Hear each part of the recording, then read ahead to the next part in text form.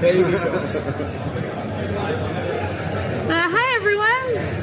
Everybody ready? It's like playing Wembley.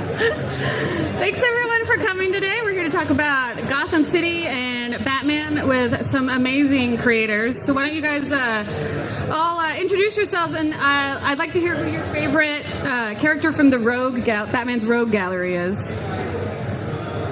What's the Rogues Gallery? What's that? Hello, my name's Jock. I wrote and drew Batman 1.9 for DC, and I do draw Batman with Scott Snyder as well. My favourite is probably, boringly, the Joker. I'm Declan Shalvey, and you'd know that if we had a very good moderator who said who we were at the start. But you know, no judgments. No judgments. Fired. Whoa, Declan. Yeah, I'm starting off hard at the start. But I think my favourite might be Mr. Freeze. I guess. Love those red eyes, you know, and the dome. And this, he's gonna. I asked you to introduce yourselves. Hello, I'm Christian Ward. Woohoo! Clap for me. So I wrote and drew Batman City of Madness, and I also wrote the Two-Face miniseries, and rather aptly, my favourite Batman character is Two-Face, because he's the best. Oh yeah, no, I did do Batman too. I did All-Star Batman with Scott. Thank you. It's my guy over there. So do you guys remember what your introduction to Batman was? Did you read Batman as a kid? Since I'm holding this, I think for me it's probably I remember the Adam West Batman cartoon. The thing is, in Ireland we got things so late. I thought that was being made like now. I thought it was deliberately supposed to look campy.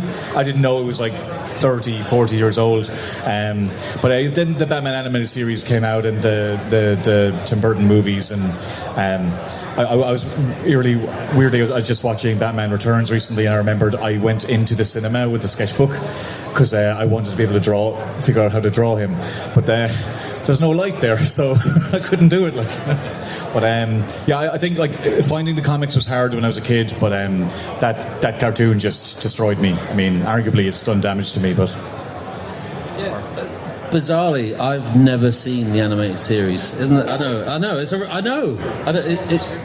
a real hole in my. But then again, I am sat up here, so you know, maybe it's okay, right? Maybe it's okay. Probably Adam West as well for me. Arrow Generation, I guess. That was the first introduction, and I thought it was hilarious. Batman's he's a character that you can do in any way, right? You know, I remember when I did Batman 1.9, I had to sort of choose what Batman was going to be in it. Like, is he going to have a character arc, or does he remain a constant? Is he going to be like mythical, or is he going to be human? And he can handle all of these different iterations. And my Batman was not like Adam West, though. So I don't figure. I'm just because suddenly veering off topic. Sorry, Adam West was my first introduction. Isn't that interesting? For me, I was 5, and my parents bought me. Do you remember when you used to get those books that came with a tape, and it'd be like, turn the page when you hear the batarang sound, and it was like, pa-ching, and do that. And it was a kind of storybook version, but it was a complete reprint of Neil Adams' Man-Bat. Oh, yes. Issue.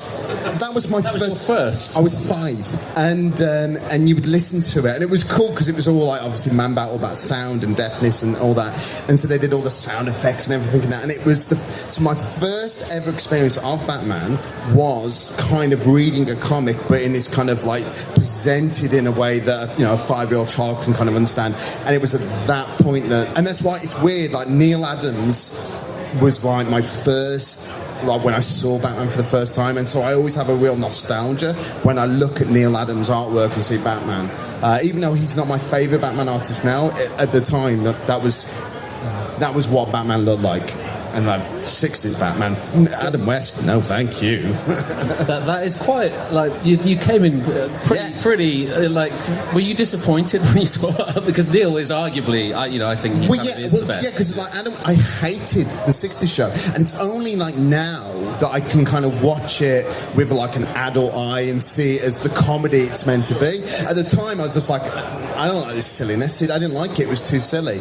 And then I'm sure we'll talk about this in a minute, but like I remember going to see Batman 89 when I was 12, and then that Christmas, my mum and dad bought me Arkham Asylum Serious House on the Serious Earth, so I read that when I was 12.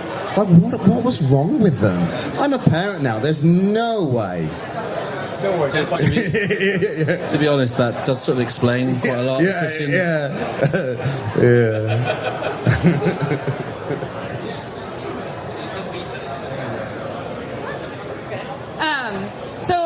There's so many different iterations of Batman, and you all kind of had different introductions. So what do you think, and all of your stories there's the same core of Batman, but they're also different. What do you think is the one thing you have to always keep in mind when you're writing a Batman story or creating a Batman story? Like, what's the heart of Batman? I don't want to be the first to answer that.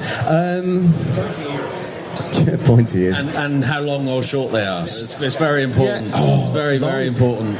Long. I do short. You always do short. But I've just drawn an issue of Absolute Batman, and they're really long in that. And I don't mind a medium.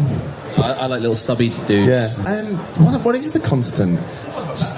Yeah. Stoic, maybe. Driven.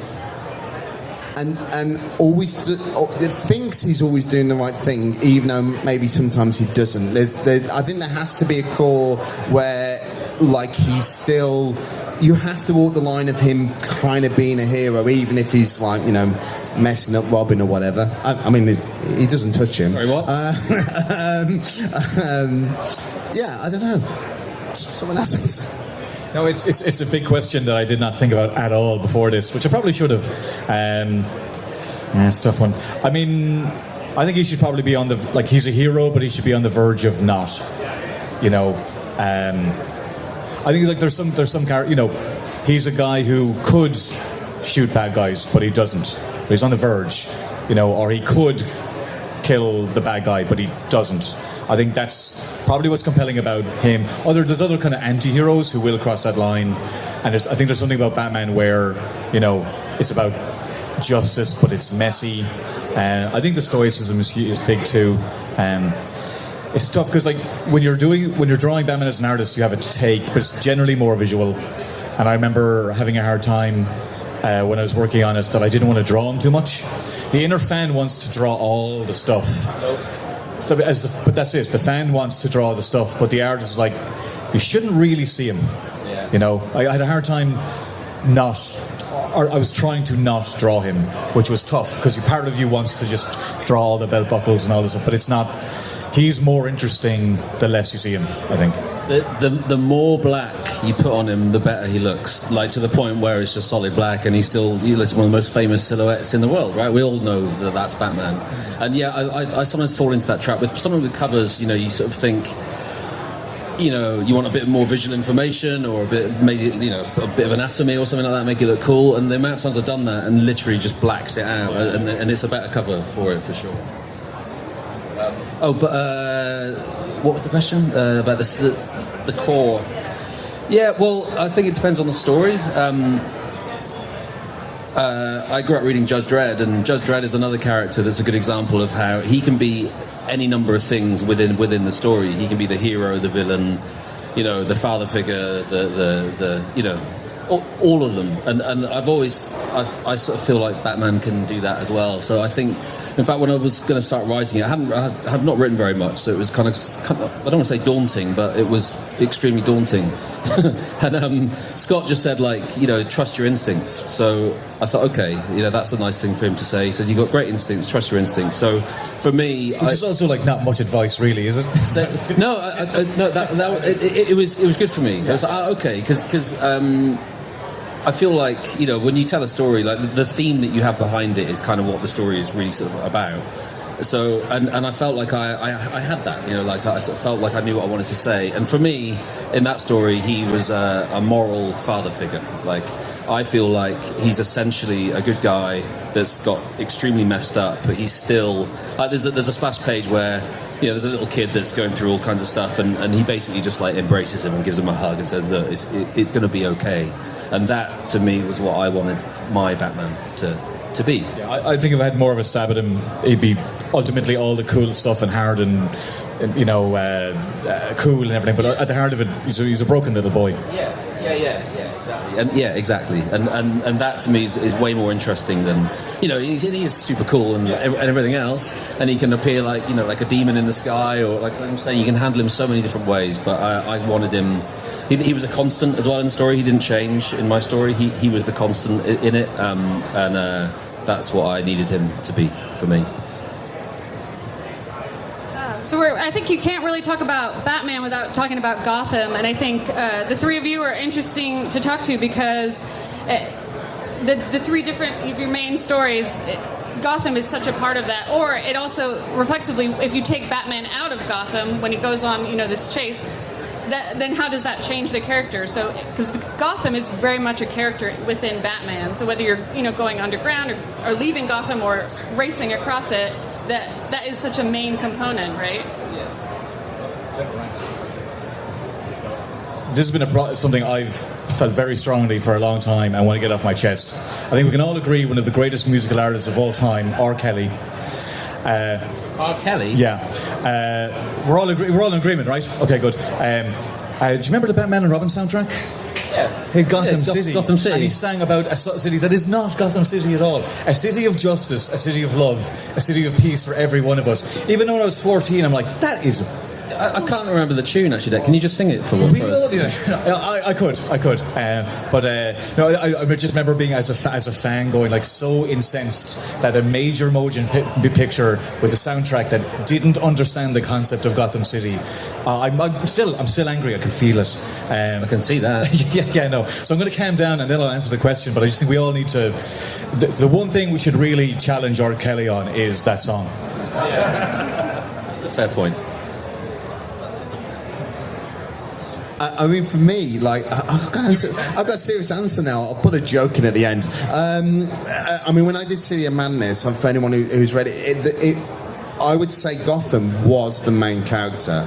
Batman wasn't the main character. It was more about that question of, and I think this is not original to me, but like I love that idea of, did Gotham make Batman or did Batman make Gotham? And I think that's a really interesting kind of cycle of like trauma and violence and darkness. And I think it's like, which came first? I almost said the apple and the pear. That's not a thing, is it? What came first, the apple or the pear? The chicken or the egg? And I think stories that really handle Batman well, whether it be animated, film, or comics, are the ones that really get that Gotham is a character. I love Gotham. In One Dark Night, it was pretty much 70s New York, but because it's Gotham, you can have Art Deco and statues and larger-than-life kind of stuff. But I tend to draw it more realistically. I think I like the sort of urban landscape that the story took place in.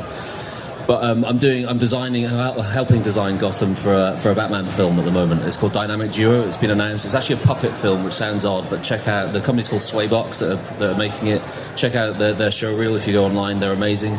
And Gotham in that is way more fantastical kind of thing. So Arthur, the director, is super keen to keep it like gritty, street level. It's about a bunch of kids. It's basically Dick Grayson and Jason Todd, but they're kind of like, sort of skater punks kind of thing, wandering around Gotham. So it has that kind of street level stuff. But if you look up, it's, incredibly huge size statues and Art Deco pieces, and and he's really keen for, like, sometimes my skyline is a little bit sort of regular city, with the odd spire or whatever, or a cathedral, an oversized cathedral.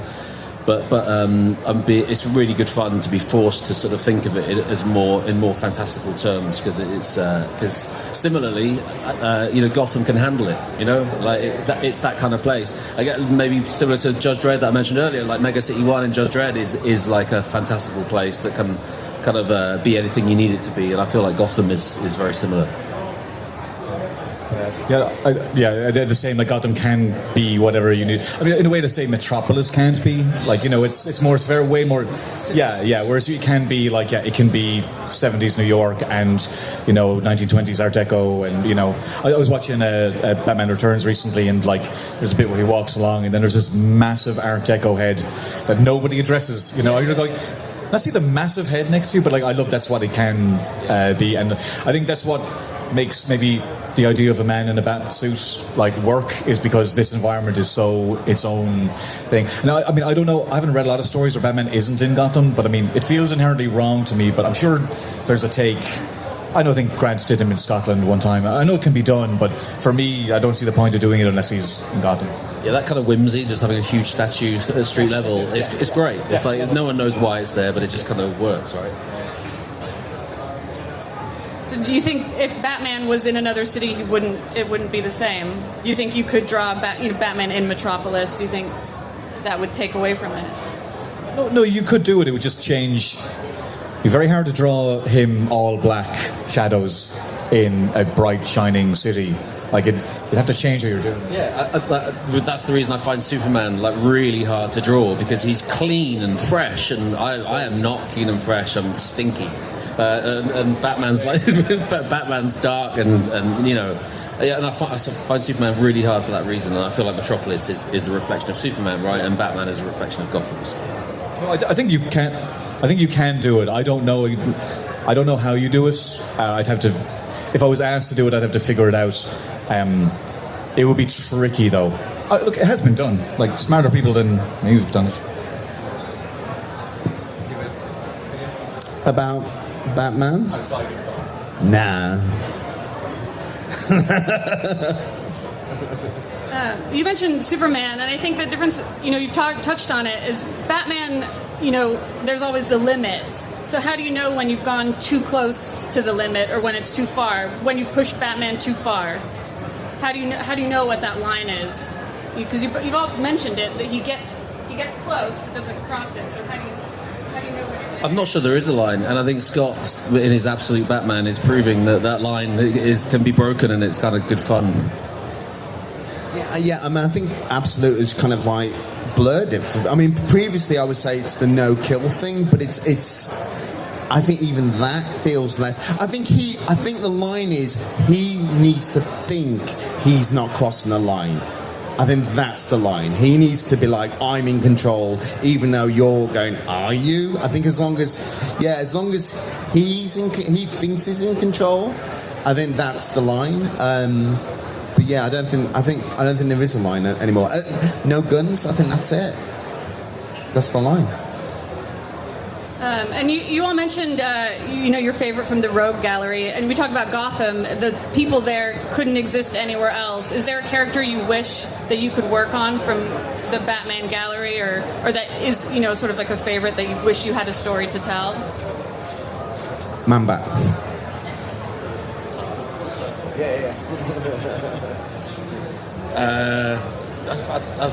I've been lucky. I can't think of anyone that I've not drawn that I'd like to draw.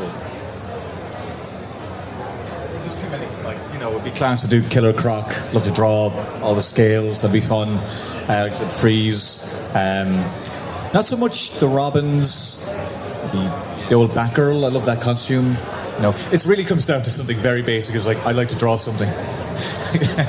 And then find a story reason to make it work, but it is that surface level, I'm afraid, for me. How do you think working on Batman has informed your creator-owned work? You all have some amazing creator-owned work, and I think you can see the elements. They're my favorite elements in your Batman stories within that creator-owned work. So how does those two sort of go together? Or maybe they don't. I think for you, the way you talk about Gotham, I mean, everyone knows your art. For me, what's always amazing about your art is that cityscape, the way that you get really drawn in to a world, and I felt like that about Gone, especially in those layouts and the ships. it's a real the environment in that is a character, and so I could see those links between your creator on work, and the same with Old Dog and that the action. You know what I mean? Like that's a big piece to take someone who's so action oriented like Batman, and then does that inform? And the same, the spectrograph. It's that spooky. That all the stories are so different in Batman, but they. Do they affect how you work on other things, or maybe not? I mean, I think for me it's the other way around. It's the create your own. I mean, I'm most at home in create your own, whether I be writing or drawing. And I think when I did Batman, I really approached it like a create your own book, especially because it was Black Label, so I had the flexibility of kind of like bending it a little bit more than I would if it was mainline. So it was really like I didn't approach writing that or drawing it any differently, and I think that was what was exciting about it, to sort of approach it in the same way so that it's a different lens on that character. And as we've kind of sort of said earlier, that he's so flexible that you can do that. There's not many kind of like characters in the big two that you could do a completely different take and it still feels like the character. So I think for me it was like bringing what I've done in Create Your Own to Batman rather than taking something from Batman to my Create Your Own. Yeah, that tracks actually. Yeah, I agree. I think also slightly might be the chicken and the egg thing, where like if you loved Batman growing up, there's a lot of stuff about it you liked that bleeds into the stuff you just want to do create your own, and then if you do get to do Batman, that leads it back in again. So I think there's a bit of a circular thing going on. I really wanted to give Old Dog 2 pointy ears, but I thought no, don't do it. But no, seriously, I do think there is that if you're getting to do your own work, it's a more kind of pure line creative into the work. But if you get to do something like that, I mean, Batman, so many different artists have worked on Batman, there's been so many different takes. You will have one that speaks to you. You will have digested that, you will have loved that, and you'll want to do something like that. So I think, I wouldn't say I was deliberately trying to do a Batman thing, but I know the type of I know if I got to do my own Batman story, what I would do. And yeah, I can, if you develop a voice as a writer or artist, you can see the types of stuff people are attracted to. Batman, probably because of that flexibility, is a really good tapestry for if you like cosmic stuff or you like street level stuff, it's all kind of there. So I think he's a very suitable avatar for your interests. Can you give us your elevator pitch for your Batman idea, or you keep it Batman secret? goes to a city of justice, a city of love, and a city of peace for every one of us. I do have to say, I'll just add that I think Batman is a great gateway into some of these your other comics. So I would suggest, if you haven't read any of their sort of creator-owned books, I would really suggest picking those up, because I think the great thing about great creators is they make everything great. So if it's a character you love or a character you don't know, it's worth picking up. Do you have your books at your table, Christian? Oh, well, I do. So another question I had, when you're writing Batman or drawing, what makes a good crime? Like, do you start with the payoff and work backwards, or do you start with the villain? Like, how do you...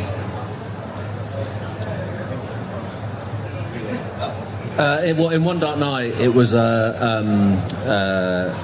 was like tightening the screw all the way through issue 1. They were like transporting a guy called EMP who like runs on energy, and they have to keep him contained in like a Faraday truck, and the convoy gets attacked. Long story short, the convoy gets attacked, but EMP explodes, causes a blackout in Gotham City, and Batman's got to get him from one end of Gotham to the other with the entire city hunting them down. So that's like that's the sort of elevator pitch for that.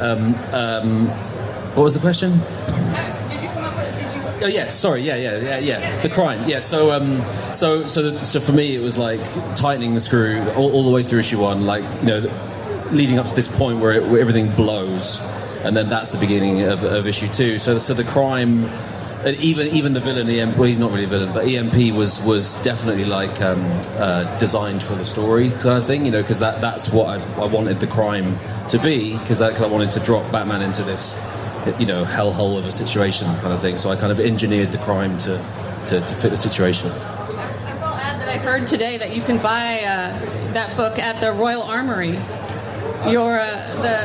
So if you're at the Royal Armory, you can pick up One Dark Night. That's what the rumor is, because it has the word night in it. Is you can get at the Royal Armory. So if you're at the Royal Armory, what's your favourite crime? I love crimes. They're good, aren't they?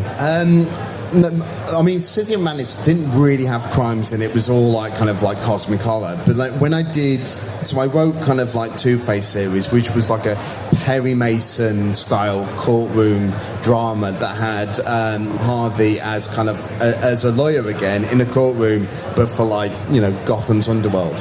I wanted to do a thing, so it was like 6 issues, and I wanted to have a different crime, a different case per issue, and it was the hardest thing to think, what the heck are the crimes? I just couldn't really think, okay, and it's the old Adam of like, well, you just have to think, what does this person want? What does that person want? And it's going to create a tension and a conflict, and then in that is the crime. So I really had to kind of think, okay, I just had to base it on the characters, like what does that character want?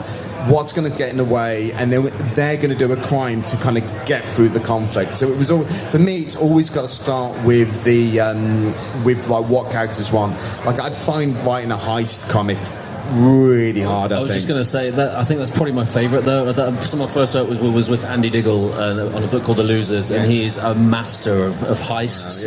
Like if you go down the pub with him, and he'll just tell you a story of a heist, and you're just kind of like, you know, what happens next? What happens next? What happens next? But it's like you say, it's so hard. Yeah, really hard. You've got to have a certain kind of like brain to kind of put all in, and I'm not there. I mean, I'm a big crime comics guy. It's my favourite genre. I remember I once had an idea to do like, do a Batman story like The Wire. Just straight crime story, go through all the motions, investigative, blah, blah, blah, blah. I'm like... Did Gotham Central sort of... Yeah, it would have been... But Batman's not in that, really, So I was thinking, I'd do that. And then I was like, I could do it. And then that'd be so boring to draw.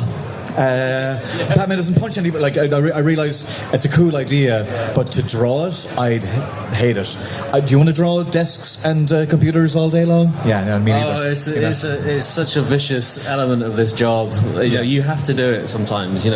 Scene, interior, police department, bustling people everywhere, and desks and paperwork, and you have to do it. Like you have to do it. But does it need to be every single page, and then Batman's there in the background? You're like, no, that would be terrible to draw. But as regards what you guys are saying, I think it is. As I do crime comics myself as well, but like it's never, it's got to be a heist or it's got to be this. It's really, I guess you want to know what the story is, and what you're saying is what you want the characters to go. I mean, you could say like I'd love to do heists, and maybe you'll get to it someday. But in generally, I think it is a case of what you want a story to be about, and then figure out what the characters are, and then the crimes, because the crime's going to be their motivations, and it's going to be the lines they cross. So yeah, I think that stuff comes second hand rather than first. Have you ever, you mentioned the art, have you ever changed a story or rethought something because you didn't want to draw it? Like, had a really good idea, but then be like, I don't want to do that. So I got a lot of stick for having a blackout in Gotham City, because... So smart, he says. And then what did I populate it with? Gangs. Like hundreds of people like accumulating on Batman. So I was smart for about 5 minutes, and then I realised I had to just draw multiple. No, but that works. When I started at Marvel, I was working with Jeff Parker, and it was a team book called Thunderbolts. Very, very hard. And then they were fighting like armies of zombies. I'm like, son of a... But he'd set it in a desert or in a cave. Or like he was smart enough to know, like, I know there's going to be a lot of work, so I'm going to make this bit easy for you to balance it out, which is great. So you could say, the gangs, but like one clashes against the other. So I think that worked out pretty well. Just quickly, it's off topic from Batman, but similarly, I did a book called Snow Angels with Jeff Lemire. When he was telling me about the story, it's set on an ice planet. Yes. Your background is one line behind the characters, or not. Just leave it white, because it's just like a blizzard.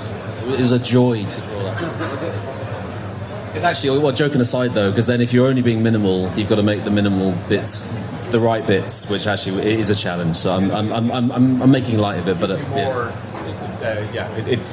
yeah, those things can be like shortcuts or a way to go like, this will make things easier on me, but you've got to kind of make up for it somehow. So, you know, those limitations sometimes limitations are great story-wise, I think, because it forces you to make decisions, but you also have to force those limitations on you. So one thing that makes it easier makes it harder. It's all part of storytelling. I think for me, it's because I'm like Declan, I'm writing for other artists now. What I tend to do is if I'm writing a script or coming up with a story, I immediately go, okay, can I draw this? And if I can't, I just don't do it.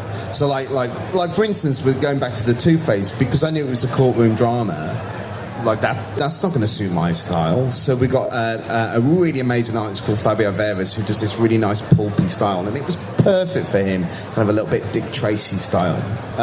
So I think for me, it's I kind of take myself out like quite early on if I'm thinking, okay, is it cosmic? No. Okay, bye. You know, it's quite that simple.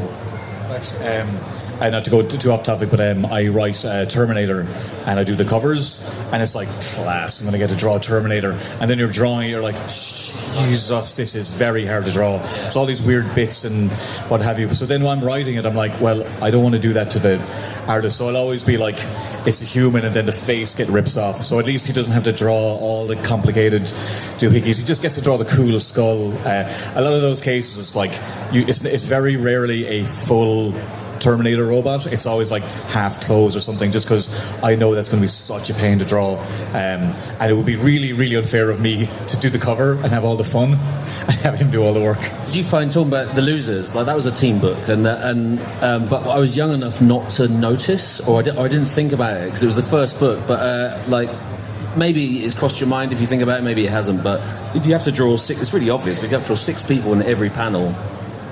That's much harder than drawing a single person. But when I was young and foolish enough just not even to think about it, and I just did it. Like I think Todd McFarlane famously said that Jim Lee was a schmuck for drawing X-Men because he's got to draw the whole team, and he could put all that effort into drawing like the webbing, Todd's webbing, and the sort of the amount of currency is always limited, right? So it's kind of where you put it and how you choose to use it. There's something to be said for blind young enthusiasm as well. Yeah, well, no, really, I mean, I just wouldn't do that book. What advice would you give to young writers who want to work with artists? You know, based on some of that discussion, what would you tell them to think about when they're working with an artist? Because I know a lot of people probably struggle with that. So advice for writers who want to work with artists. Yeah, you're in a unique position. You're all in a unique position because you know how to draw. You know what you would do. But if you're not an artist, what's a tip you could give? Yeah, I do get asked like, what's your advice for breaking in as a writer? I'm like, be an artist for 15 years. That's a pretty good way to. And then they let you do anything. Because I haven't written for anyone else. How is it? And I'm not naming names, but like, you must get. Are you pleasantly surprised? Are you sometimes disappointed? It must be all sorts, right?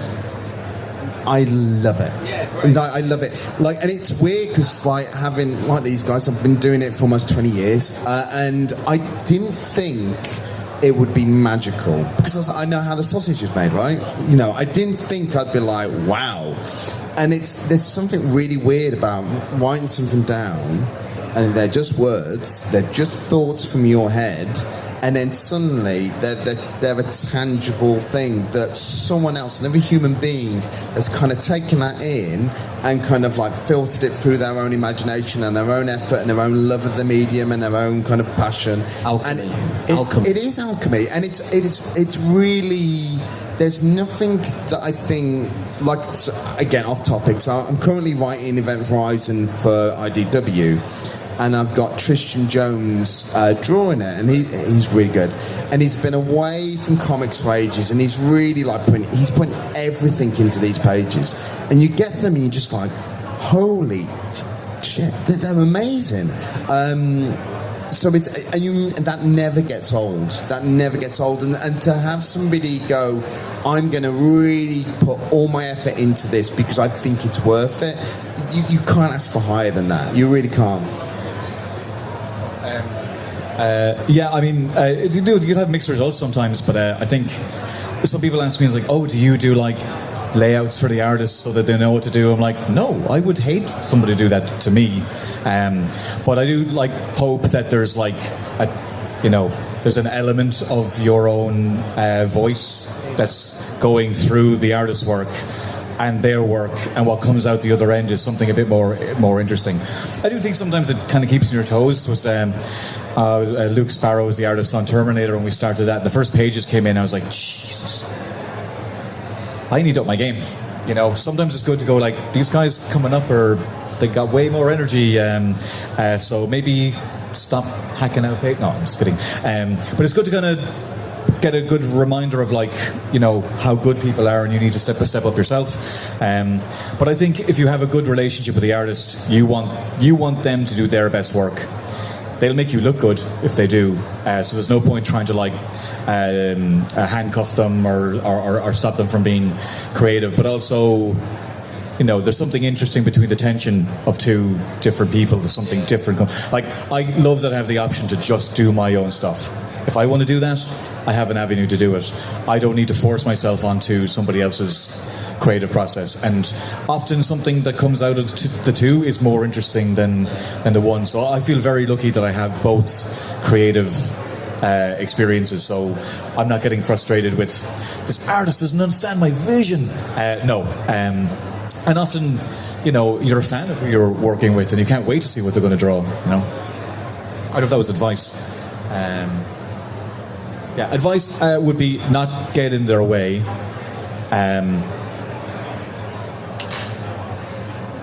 Sorry, I'm trying to think. I think what's really important is when you're choosing an artist to work with, and this can be at any level, I think it's really key to choose the right artist for the right story. And and making it all about me again, that's what I referenced with Two-Face, and I wasn't the right artist. I would have loved to have drawn it and been the artist on Two-Face, but it wasn't right for the story. So I think it's always about what is right for the story. And for me, my involvement in the artist's work ends after I've chosen them. And then you just let them cook. I would say direct, don't dictate. Not direct as in do this, do that, but because I find sometimes as an artist, if the writer doesn't really know what they want, then I don't really know where to start from. So if know what you want, and if they want to move somewhere or try something different, be open to it. But if you're dictating, that's where you're going to lose. The person who's drawing the script's going to get annoyed, frustrated, not want to do it anymore. And I had another thing. What was it? Oh yeah, But what I'm enjoying about writing is often when I'm writing, I'm doing something I think I did Aliens or Terminator or whatever it was. I'm like, man, I wish I was drawing this. And I remember thinking, good, because if I want to draw this, I think the artist is going to be into drawing it too. That's a good feeling. Yeah, and the best point, any collaboration is just that, a collaboration. Let them bring what they're going to bring to your work. Definitely don't try and smother what someone's up to. Let them sing, for sure. Because then they'll also tell their artist friends, and their artist friends will be like, I don't want to work with him. All right, I have some more fun Batman questions, and I encourage you guys to think about what your answers would be. All right, so first one, if you were a billionaire orphan, what would you do with your fortune? I am. Draw Batman.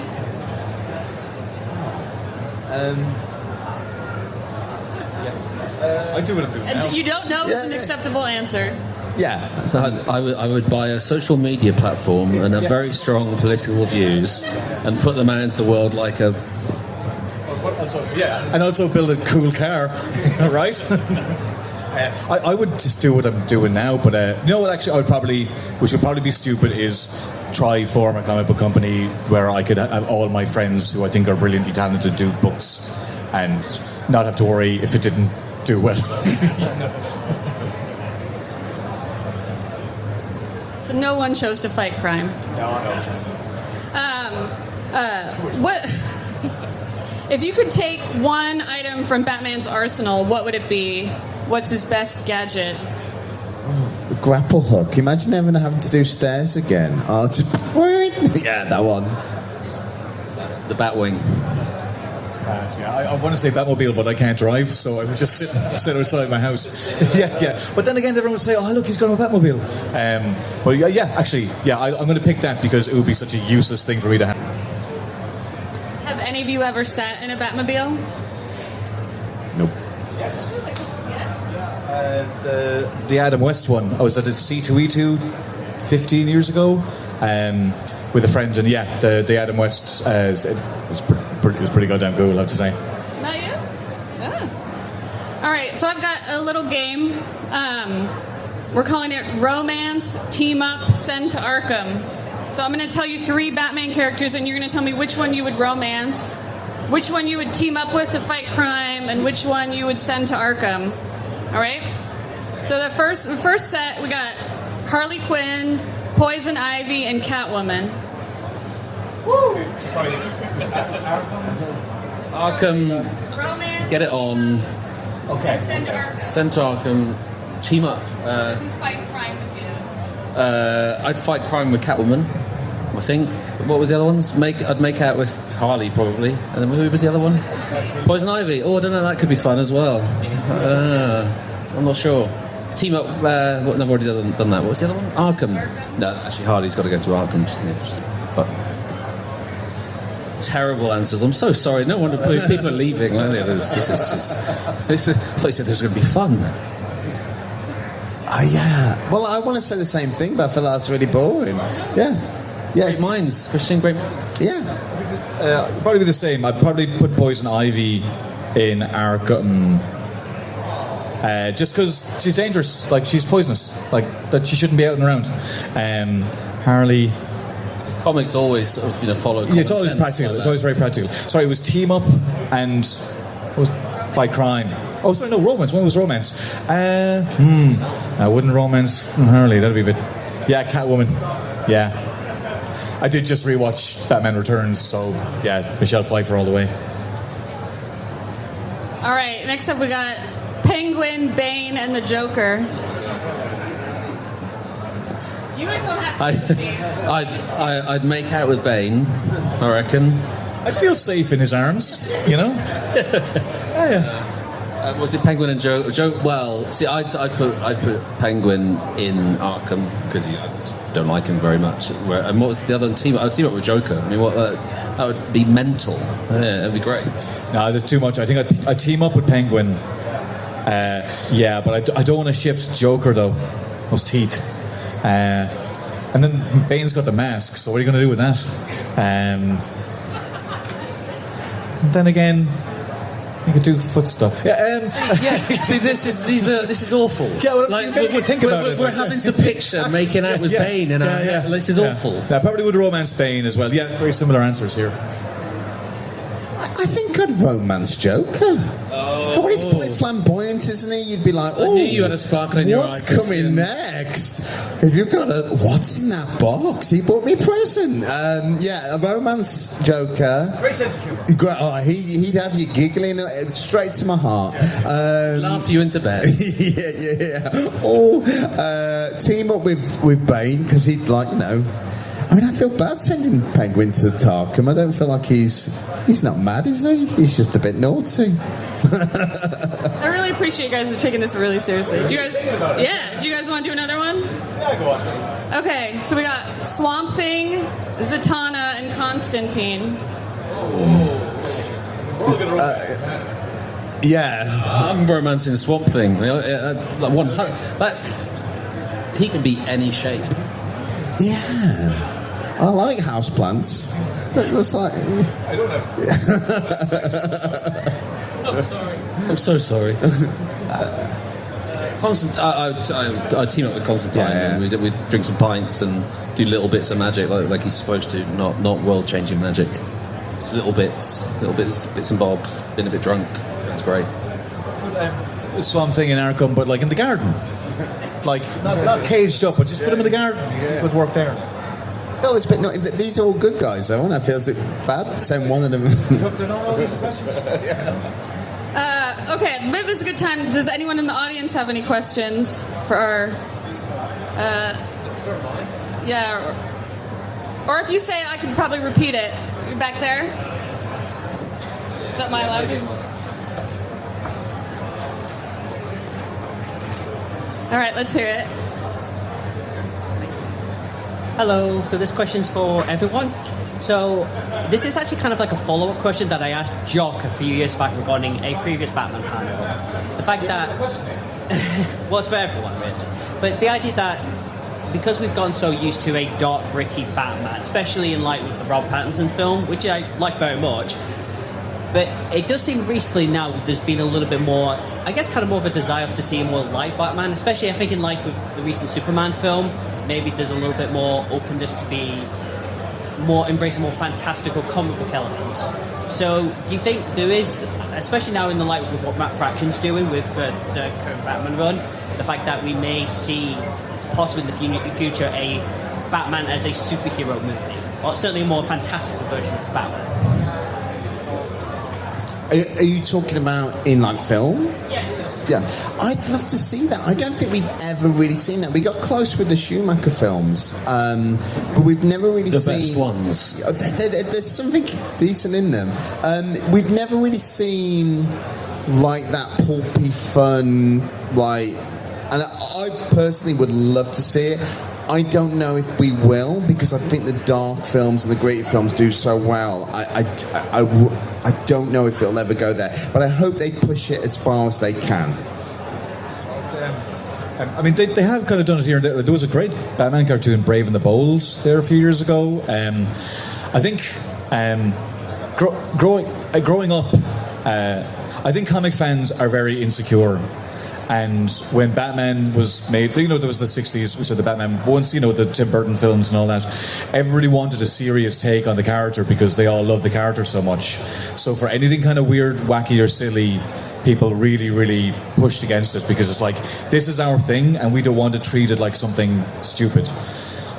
But that was 20-something years ago, and I think there's way more room for that. I think we've all gotten over that now because there's so much, media, pop culture stuff. I personally don't want to see it. I like dark, gritty Batman. That's the one that I like. But I'm not also somebody who's like, it can only be that. My favorite, I don't like the kind of wacky stuff. But I mean, I'll still read it and can enjoy it. It's just not what I personally like. But that doesn't mean it can't be something else. I think if we can all get over ourselves a little bit, we could just enjoy the different stuff. I would say film-wise, though, it's different because, you've got to have companies and branding and, that stuff gets way, way more complicated. I don't really know. I don't know. I think I had a good answer there, and then I realised I actually don't have an answer for you at all. The follow-up to One Dark Night is called One Bright Day. Well, even that project you're working on, though, like that sounds kind of fun. Yeah, it's great. Dynamic duo that I mentioned earlier. It's got a real sort of fizzy. When films have kind of just like there's an energy in them kind of thing, and those guys are incredible at capturing that in a super interesting way. I think it would be a mistake to have the Robert Pattinson Batman show up in a James Gunn film. I think that just doesn't work. But I could see a Gunnification of Batman working within that. Like, I mean, again, years ago, if there was going to be a Batman on film, that's it. There was only, we had so few of those things. It was so important. But now there's so much of it now, I think all the more reason to kind of throw the doors open. All right, we got another question. All right, in the back in the red. Yeah. All right. Oh, I don't mind.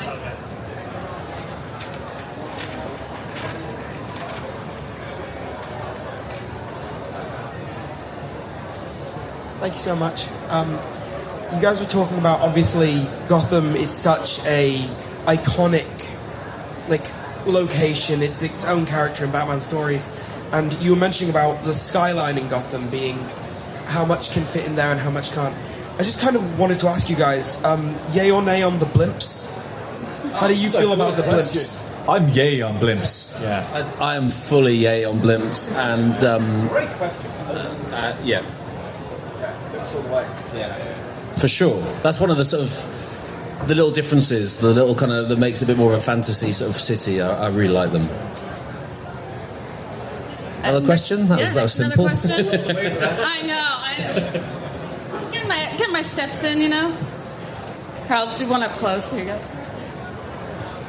Thank you. Obviously, earlier you guys were talking about like your first inspirations from Batman, with both of you talking about Adam West and all of that. But would you say you have like a quintessential Batman story? I assume for you, Christian, it would be Arkham Asylum, because your City of Madness is sort of like a pseudo sequel to that one. But for the other two, do you guys have like a quintessential like Batman story?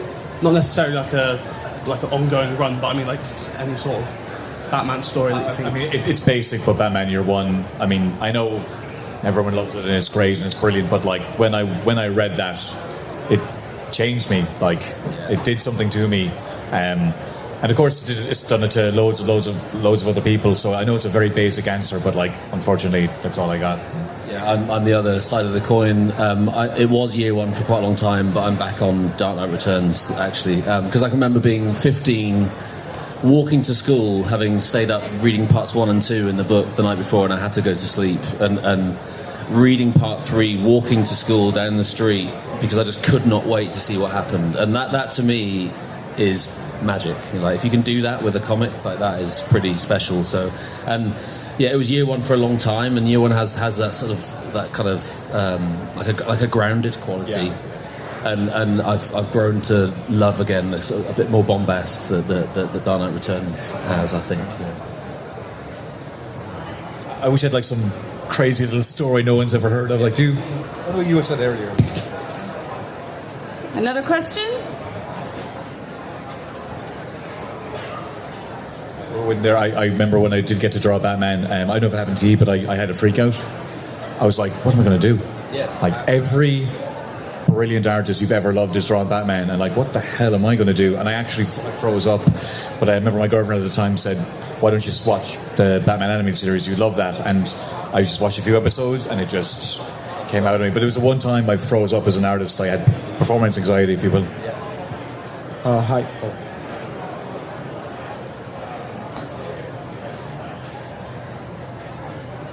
Sorry, it's just impossible not hearing my own voice in the headphones as well. I know we're as comic fans, we're supposed to like suspend the disbelief, and you know, there's that saying that people share around all the time of Grant Morrison saying like no one pumps the Batmobile's tires. If you think about that stuff, it's not really criticism.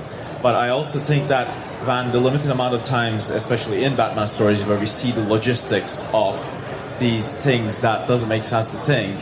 Like for example, in the Nolan movies, there's, you know, he has Lucius in the company to like calm people down, so the obvious stuff that people in the company would know, they would expose, or anything related to how like the finances work, or jokes about the bad credit card being, you know, owned by some other bank offshore or something like that. I just want to ask, what do you think about the balance between like showing the logistics of how Batman's gadgets, powers, system works?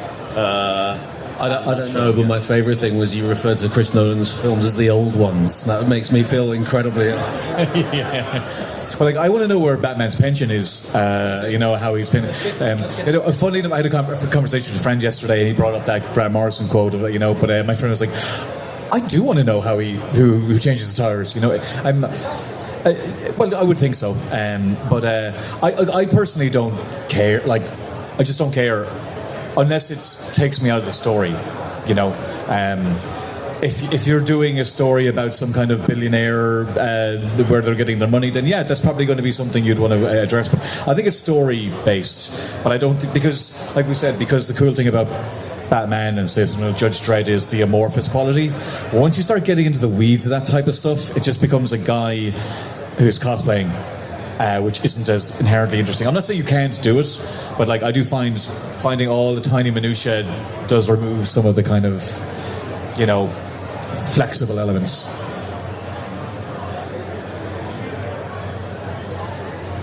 We got another question?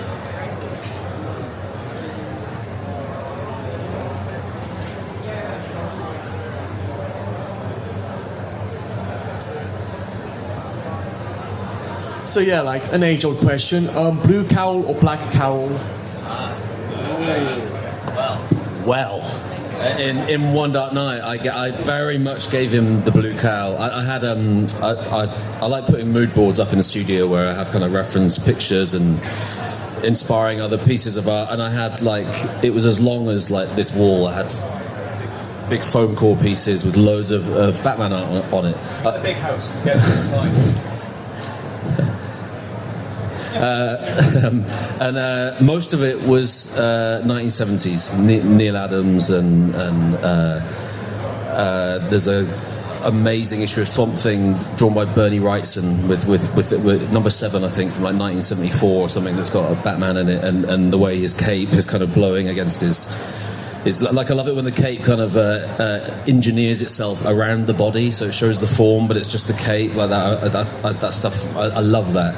But I made a very definite decision to make it blue because my daughter's friend gave me a Batman mug, and it was a 1970s, maybe Dick Giordano kind of style, kind of hey, like that, because that's the noise he makes. And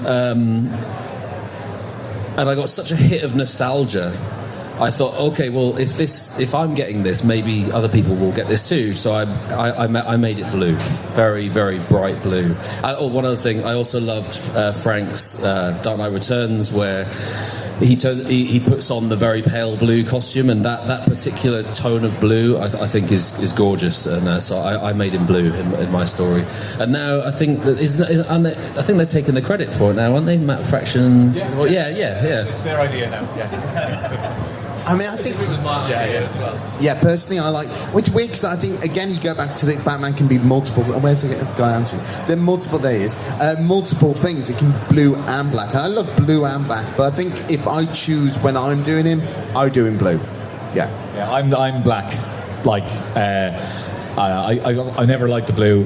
The more black, the more of a silhouette he is, even if it's not a silhouette, which I like. I think my favourite costume, I think after Nightfall, was it Graham Nolan? I can't remember, but I think it was the first time he went black. I'm also anti-underwear. I love the trunks on Superman, but I don't like them on Batman. I like him to be more of a shape. I mean, I don't think they're terrible, don't get me wrong, but I like him to be more of a silhouette rather than broken down elements. But I'm black all the way with the cowl, personally. I gave him trunks, but because I use so much black in my drawings, like Christian says, I kind of got the best of both worlds. I could still make him a silhouette, but the pop of the blue I found a really nice hot element, especially during a blackout. Yeah. That came into it. I don't want to be looking at just a grey page, so that little pop of blue of the cape was really useful for. I have a slight adjustment to that question. What about the bat? Do you like yellow, black on yellow? No, mine was just black. Yeah, I'm the same. But you do need something to pop. That's why you need the grey if you're going to do the black bat. But I do quite like the yellow. I just don't think I want to do it personally. So we're almost out of time. So I just want to say thank you to the three of you for taking the time out to talk to me and everybody today. I think just personally, the three of you really represent what makes Batman great, and I think what is great about comics and sort of the three elements that you need, which I think to make a great Batman is you need the atmosphere, you need the grit, you need the action, and you need the heart, you need the emotion behind it. And I think if you're missing any one of those three, then you don't have a good Batman story, and I think that you all really represent that really well. So thank you. And if you guys want to tell us where people can find you at the show, if they can, and what you would recommend they pick up from you that isn't Batman, because I think you all have some really great books that people should check out. I'm in the 2008 hall in the sort of bottom right corner. I don't know my table number, sorry. And not Batman. So they've just released an art book of all of my work on Judge Dredd. Speaking of Judge Dredd, that's just came out a month or two ago, and we have some on the stand.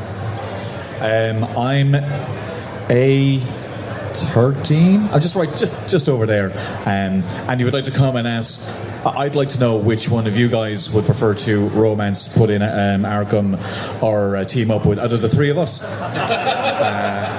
I have copies of my new sketchbook and Old Dog, my creator-owned book, and Mystique, which is a book I just did for Marvel. I'm in Redshirt E22. I don't have any of my books here because my suitcase was too heavy. But if you can handle the gore, Event Horizon is very good and very unlike Batman. Thank you so much for joining us. Thank you all for coming to listen to them talk, and thank you to the amazing Thought Bubble crew. We really appreciate you being here. I'm Laura Jones. I didn't introduce myself because Thank you, Laura. No one knows who I am. But thank you so much, and enjoy the rest of the show.